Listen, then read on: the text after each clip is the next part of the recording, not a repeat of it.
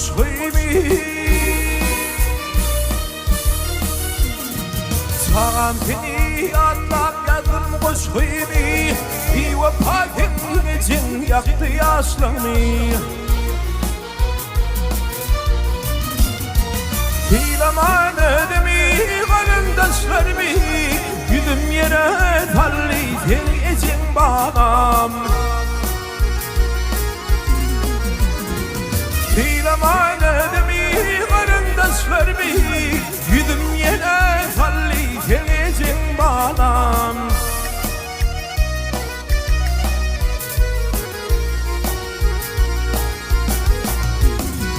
İzepti feydi flenin giydi Bana gelip karni çörek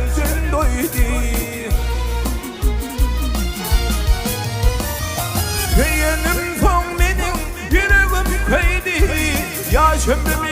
yaptı tengecim bağlam Yeğenim son benim yüreğim köydi Yaş ömrümü yaptı tengecim bağlam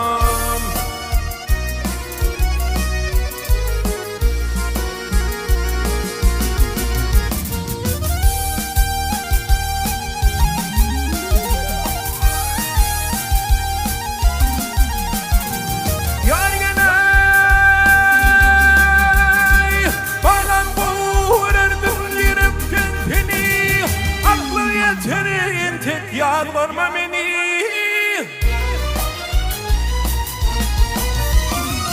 Yürü git gelerken yatlar kalkımı Tepemde dağların yekecek çağım Yürü git gelerken yatlar kalkımı Tepemde dağların yekecek çağım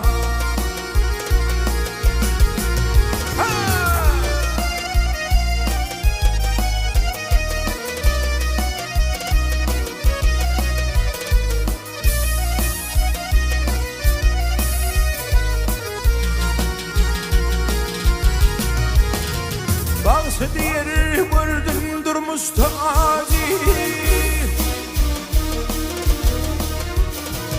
Hazı bağsı ayrı durmuş tacı On bir ömrümden dağıtmadım fici Ödümün göreci tepemin tacı Yadımdan çıkarman sevmeyeceğim bağlam Ödümün göreci tepemin tacı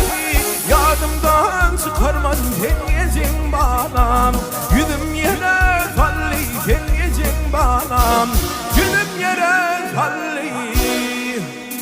sevmeyeceğim bağlam hey.